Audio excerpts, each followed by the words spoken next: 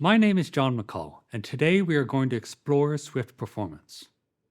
When you work a lot in a programming language, it's important to have a good intuition for the performance of different operations in that language. Programmers coming from C often have that. For better or worse, the translation of C into machine code is pretty literal. Local variables like these are allocated on the stack. Heap allocations only happen if you make a call. The compiler might still move things into registers, optimize memory, and find all sorts of other clever ways to make things faster, but there's a baseline for how things are compiled that you can feel confident about. Swift is not always so simple. Partly that has to do with safety. That nice literal translation you get from C will happily scribble all over memory if your code is wrong. But Swift also provides a lot of tools for abstraction that C doesn't. Closures, generics, and so on. Those abstractions have non-trivial implementations with costs that aren't quite as visible as an explicit call to malloc. But that doesn't mean that you can't develop a similar intuition for how your code will actually run. And that's critical for when you need to do performance work. So in this talk, we're going to explore the low-level performance of Swift. First, we're going to talk about what we mean by performance.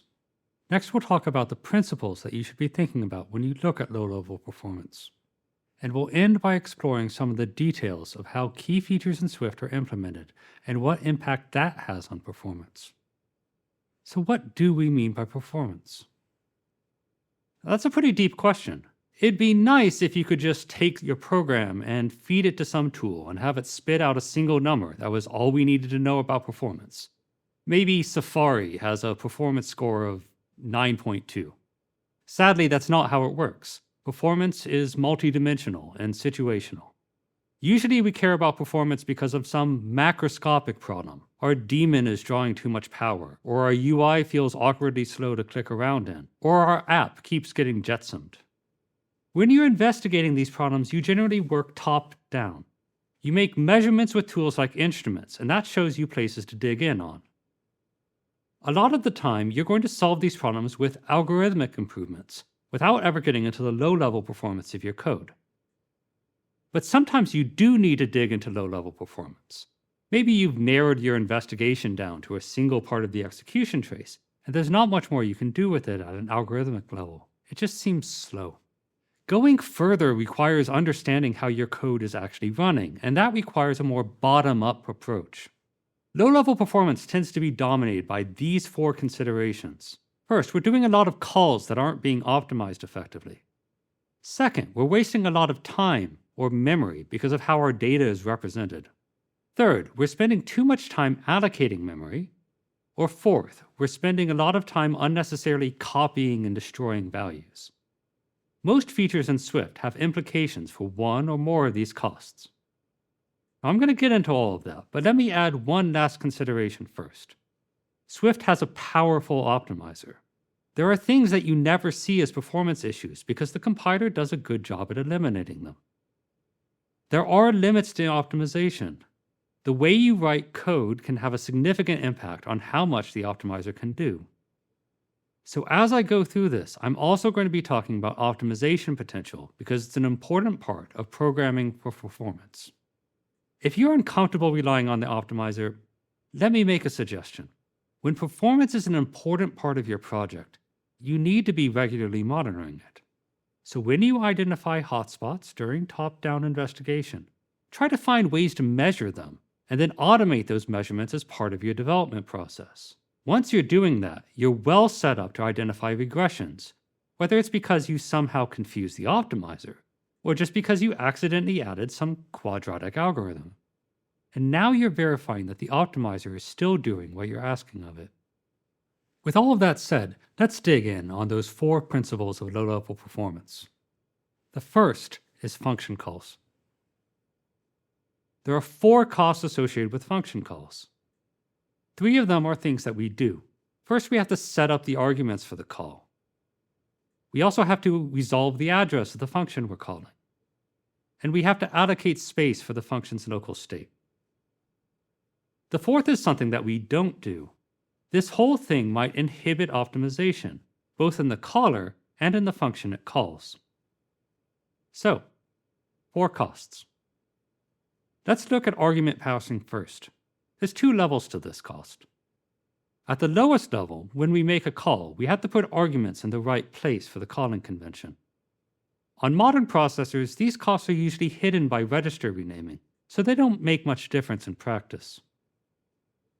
At a higher level, though, the compiler may have to add copies of values to match the ownership conventions of the function. This often does show up in profiles as extra retains and releases on one side of the call or the other. I'll come back to this in a few minutes. The next 2 costs, function resolution and optimization impact, both come down to the same issue. Do we know at compile time exactly which function we're calling? If so, we say the call uses static dispatch. Otherwise, it uses dynamic dispatch. Static dispatch is more efficient. It's a little faster at the processor level, but more importantly, there's a lot of optimization that's possible at compile time, like inlining and generic specialization, if the compiler can see the function definition. But dynamic dispatch is what enables polymorphism and other powerful tools for abstraction. In Swift, only specific kinds of calls use dynamic dispatch, and you can tell by looking at the declaration you're calling. In this example, I have a call to update on a value of protocol type. What kind of call this is depends on where the method is declared. If it's declared on the main body of the protocol, it's a protocol requirement, and the call to it uses dynamic dispatch. But if it's declared in a protocol extension, the call uses static dispatch. This is a really important difference, both semantically and for performance. The last cost of function calls is allocating memory for local state. In order to run, this function needs some memory. Now, it's an ordinary synchronous function, so it allocates that memory on the C stack. Allocating space on the C stack can be done by just subtracting from the stack pointer. If you compile this, you'll get assembly code that manipulates the stack pointer at the start and end of the function. When we enter the function, the stack pointer is pointing into the C stack. We'll start by subtracting some number from the stack pointer. In our assembly, we can see it's 208 bytes.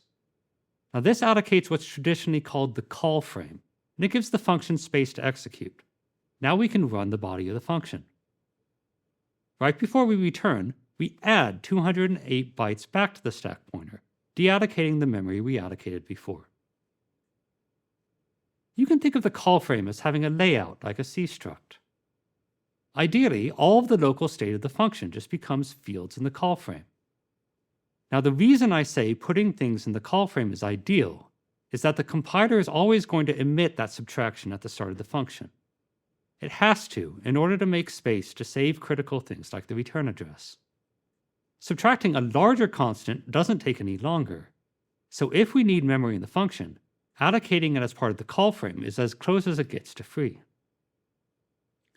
Now that ties nicely into the next low-level principle we want to look at, which is memory allocation. Traditionally, we think of there as being 3 kinds of memory. Now, of course, to the computer, these ultimately come from the same pool of RAM, but we allocate and use them in different patterns in our programs, and that's significant to the operating system, which makes it significant for performance. Global memory is allocated and initialized when the program is loaded. This isn't free, but it's close to it. The big drawback with global memory is that it only works for specific patterns with a fixed amount of memory that will live for the entire duration of the program. That matches well with global variables and static member variables, but not with much else. We already talked about call frames as an example of stack allocation. Like global memory, stack memory is very cheap, but it only works in certain patterns. In this case, the memory has to be scoped. There has to be a point in the current function where we're guaranteed that there will be no more uses of that memory. That matches well with a typical local variable. The last kind of memory is the heap. Heap memory is very flexible. You can allocate it at an arbitrary time and deallocate it at an arbitrary time later. That flexibility makes allocation and deallocation substantially more expensive than either of the other kinds. Now, the heap is used for some obvious things like class instances, but it's also used for some features where we simply don't have strong enough static lifetime restrictions to use anything else. Often, when we allocate heap memory, the memory ends up having shared ownership. It means we have multiple independent references to the same memory. Swift manages the lifetime of those allocations with reference counting. In Swift, we call incrementing the reference count a retain and decrementing the reference count a release. Now that we've talked about allocating memory, I want to cover how Swift uses that memory to store values. We call this memory layout. In most conversations about Swift, when we talk about values, we're usually talking about a high-level concept, irrespective of what's stored where in memory. For example, after this initialization, we might say that the value of this variable is an array of 2 doubles. When we need to talk about how things look in memory, sometimes people still use the word value. Now in this talk that's going to be confusing, so I'll use the more technical word representation instead. The representation of a value is how it's arranged in memory. The variable array is a name for memory that holds a reference to a buffer object that's currently initialized with the representations of 2 double values. I'll also use the phrase inline representation to mean just the portion of the representation that you get without following any pointers. So the inline representation of our variable array is a single buffer reference, ignoring what the buffer actually contains. The memory layout type in the standard library just measures inline representation. So for array, it's just 8 bytes, the size of a single 64-bit pointer. Okay, every value in Swift is part of some containing context. Local scopes contain all of the values used within them: local variables, intermediate results, and so on. Structs and classes contain all of their stored properties. Arrays and dictionaries contain all of their elements via their buffer, and so on. Every value in Swift also has a type. The value's type dictates how the value is represented in memory, including its inline representation. The value's context dictates where the memory comes from to hold that inline representation. So let's see how that looks in our example. Our array is a local variable. So we have an array value that's contained by a local scope. Local scopes place inline representations in the function's call frame if they can. That's going to work here. So somewhere in this call frame, there's space for the inline representation of an array of double. What is the inline representation of an array of double? Well, array is a struct, and the inline representation of a struct is just the inline representation of all of its stored properties. If you look at the standard library source code, this can be a little hard to see, but I'll give you a spoiler. At the end of the day, array has a single stored property, and it's a class reference. And a class reference is just a pointer to an object. So really, our call frame just stores that pointer. In Swift, structs, tuples, and enums all use inline storage. Everything they contain is laid out inline in their container, typically in the order it was declared. Classes and actors use out-of-line storage. Everything they contain is laid out inline in an object, and then the container just stores a pointer to that object. This difference has major performance implications. To explain those, I need to talk about our last low-level principle, which is value copying. Now, there's a basic concept in Swift called ownership. Ownership of a value means responsibility for managing that value's representation. We just saw that the inline representation of an array is a reference to a buffer object. References like this are managed using reference counting. So when we say that a container has ownership of an array value, what that means is that there's an invariant, that the underlying array buffer has been retained as part of storing the value into the container. The container is then responsible for eventually balancing that retain with a release. If nothing else, that has to happen when the container goes away. In this example, where the container is a local scope, the object will be released when the variable goes out of scope. Any use of a value or variable in Swift interacts with this ownership system somehow. This is a key part of memory safety. There are 3 main kinds of ownership interaction. A value can be consumed, It can be mutated or can be borrowed. Consuming a value means transferring ownership of its representation from one place to another. The most important operation that naturally needs to consume a value is assigning the value into memory. Now that happens in our example. Initializing a variable requires us to transfer ownership of the initial value into the variable. Sometimes we can do that without any copies. In this example, the initial value of the variable is an array literal, which naturally produces a new independent value. Swift can just transfer the ownership of that value directly into the variable. If we initialize a second variable with the value of the first, we again need to transfer ownership of a value into the new variable. But now the initial value expression does not naturally produce a new value. It just refers to an existing variable. And we can't just steal the value out of that variable because there might be more uses of it. In order to get an independent value, we have to copy the current value of the old variable. Since the value is an array, copying it means retaining its buffer. Now this is something that's frequently optimized.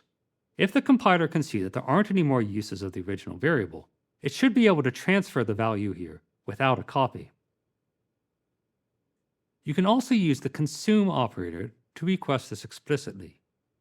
If you do try to use the variable past this point where it's explicitly consumed, Swift will complain and tell you there isn't a value there anymore.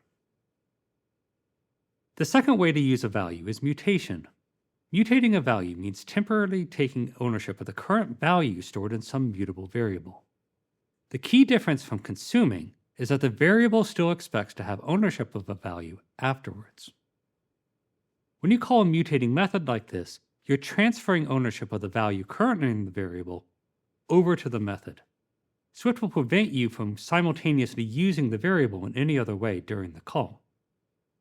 When the method is done, it transfers ownership of the new value back to the variable. This maintains the invariant that the variable has ownership of its value. The last way to use values is to borrow them. Borrowing a value means asserting that nobody else can consume or mutate it. This is what you naturally want to do when you just want to read a value. All you care about is that nobody else is changing or destroying that value out from under you. Passing an argument is one of the most common situations that you usually should just borrow. If I pass my array to print, ideally that should just pass the information along without doing any extra work. However, there are some situations where Swift needs to defensively copy arguments instead of borrowing them. In order to borrow a value, Swift has to prove that there aren't any simultaneous attempts to mutate or consume it.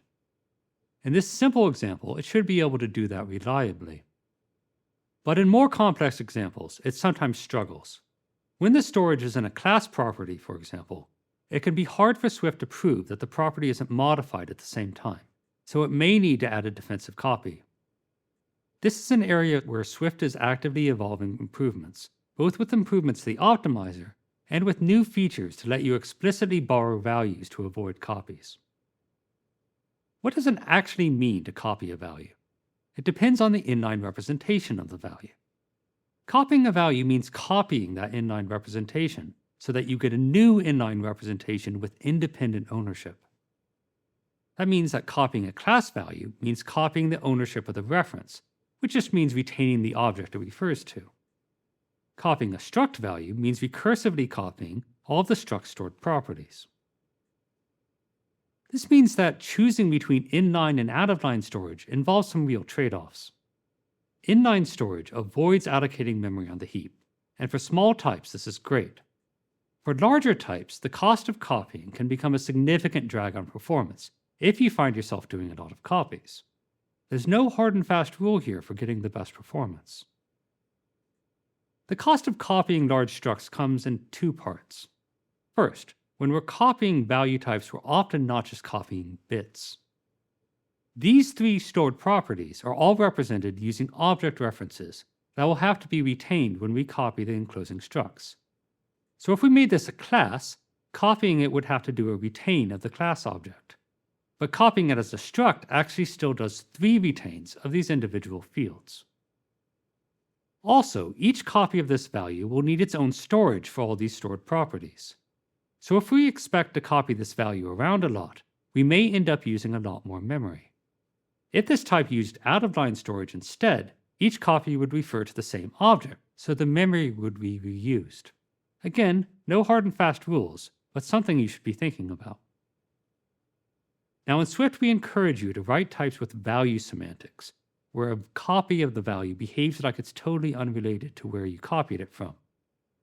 Structs behave this way, but always use inline storage. Class types use out-of-line storage, but they naturally have reference semantics. One way to get both out-of-line storage and value semantics is to wrap the class in a struct and then use copy on write. The standard library uses this technique in all of Swift's fundamental data structures, like array, dictionary, and string. We've spent a lot of time talking about these 4 basic principles. As part of that, we've seen how they translate into some basic Swift features like structs, classes, and functions. Now let's put them together to talk about some high-level features in Swift. We'll start with dynamically sized types. Structs in C are always constant size, but Swift types can have a size determined at runtime. That comes up in 2 cases. First, many value types in the SDK reserve the right to add and change their stored properties in a future OS update. That includes types like Foundation's URL. This means that everything about their layout has to be treated as unknown at compile time. Second, a type parameter of a generic type can usually be replaced by any type within any possible representation, so again, we have to treat its layout as unknown.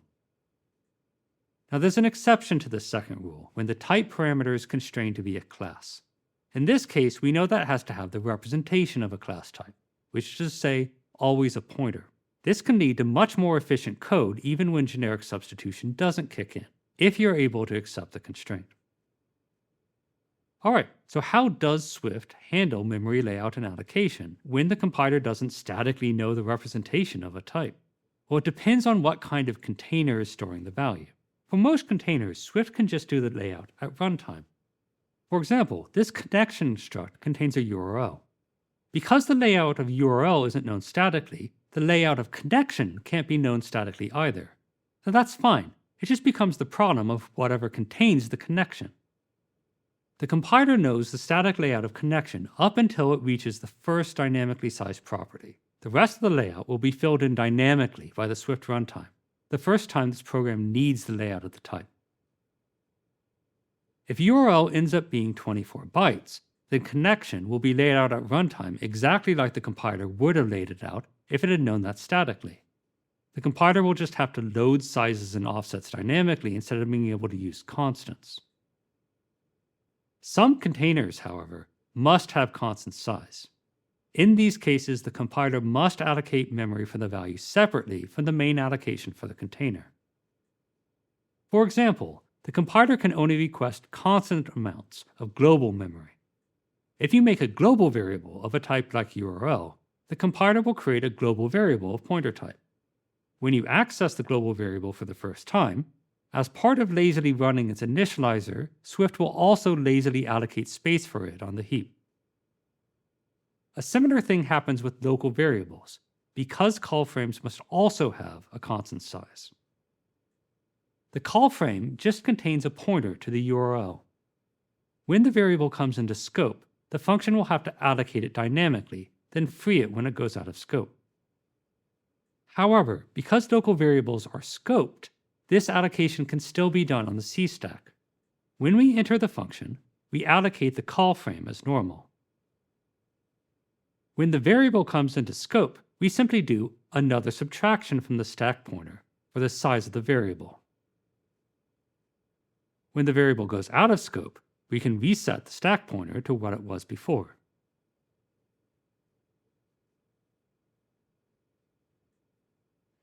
So far, we've only been talking about synchronous functions. What about async functions? The central idea with async functions is that C threads are a precious resource, and holding onto a C thread just to block is not making good use of that resource.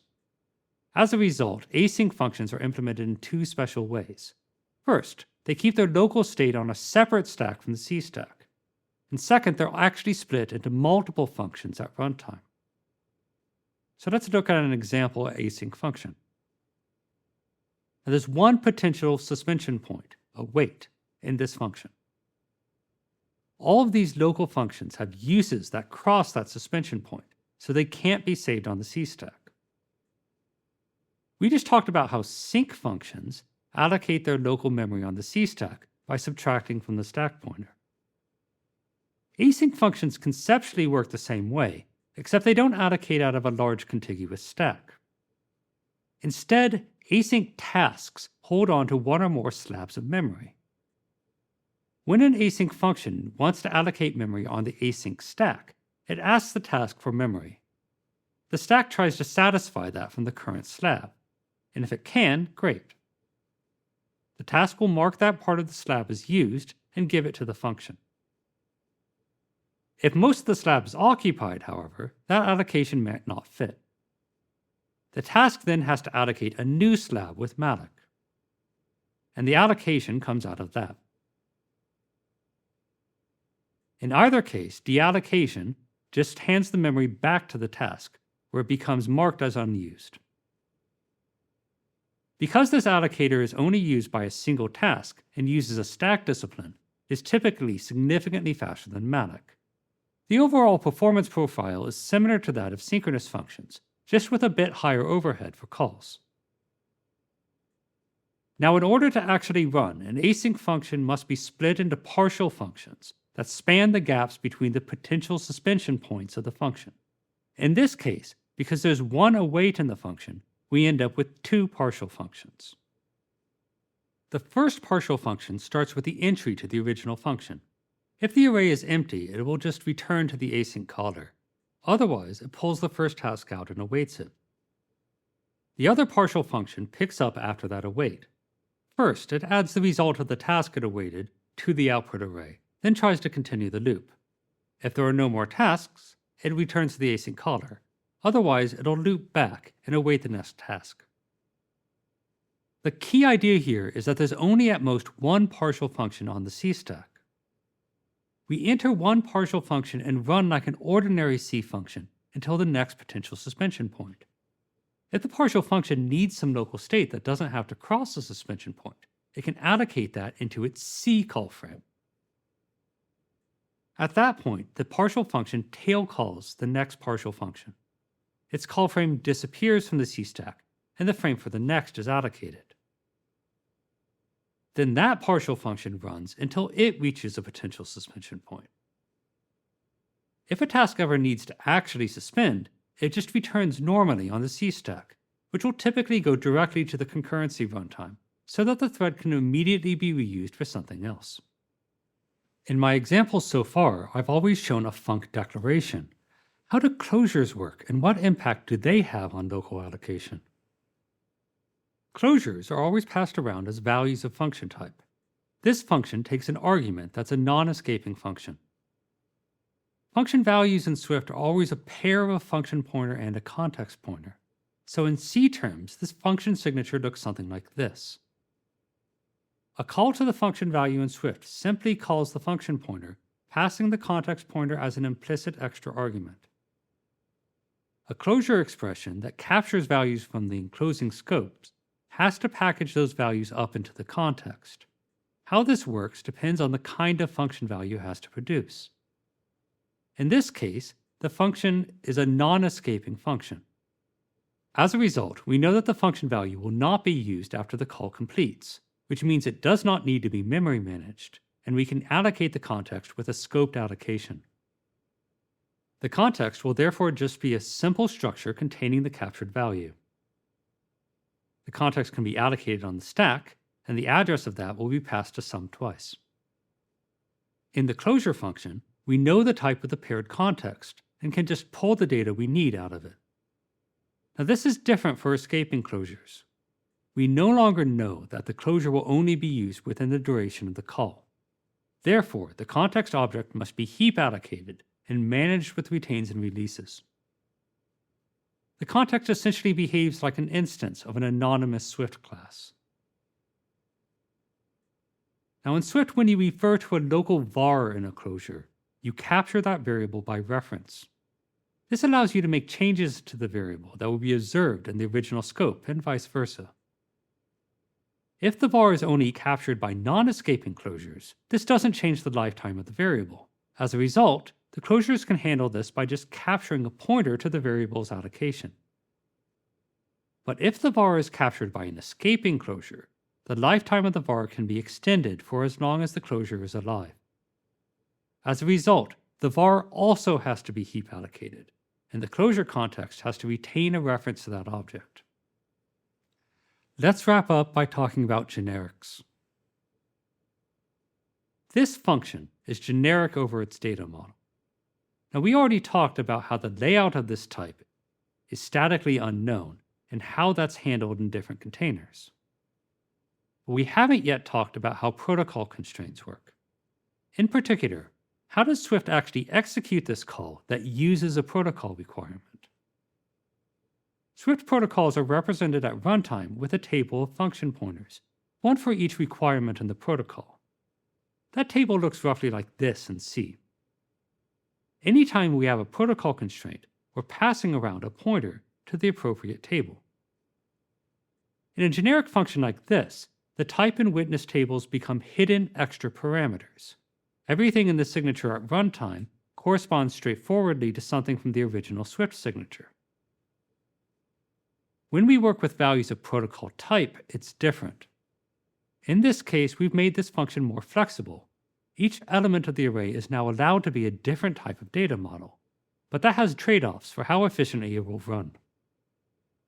The inline representation of a protocol like any data model looks like this in C. We have storage for the value and fields to record the value's type and any conformances we know it has. But this has to be a fixed size type. Its representation can't change sizes in order to support different types of data model. No matter how large we make the value storage, there's potentially going to be a data model that won't fit into it. What do we do? Swift uses an arbitrary buffer size of 3 pointers. If the value stored in a protocol type can fit into that buffer, Swift will put it there, inline. Otherwise, it allocates space for the value on the heap and just stores that pointer in the buffer.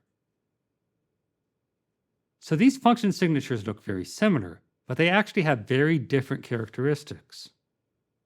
The first function takes a homogeneous array of data models. Those data models will be efficiently packed in the array. The type information will be passed once to the function as separate top-level arguments. The function can also be specialized if the caller knows what type it's being called with. Here we're calling it on an array with a known type. The optimizer can easily either inline this call or produce a specialized version of the function that works with this exact argument type. This removes any abstraction cost associated with generics, making the update call go directly to its implementation in my data model's conformance. The second function takes a heterogeneous array of data models. This is more flexible. If you've got data models of different types, it's probably what you need. But each element of the array now has its own dynamic type, and the values won't be densely packed in the array. Optimizing this in practice is also much more difficult. The compiler would have to perfectly reason about how data flows into the array and gets used into the function. Now that doesn't completely doom your performance, but it does mean you'll be getting a lot less help from the compiler in this one place. And as I wrap up this talk, that's what I want to leave you with. Please don't come away from this thinking John told us to not use protocol types. Everything I mentioned as a cost in this talk is just that. It's a cost. And sometimes costs are worth paying, because abstraction is a powerful and useful tool, and you should take advantage of it.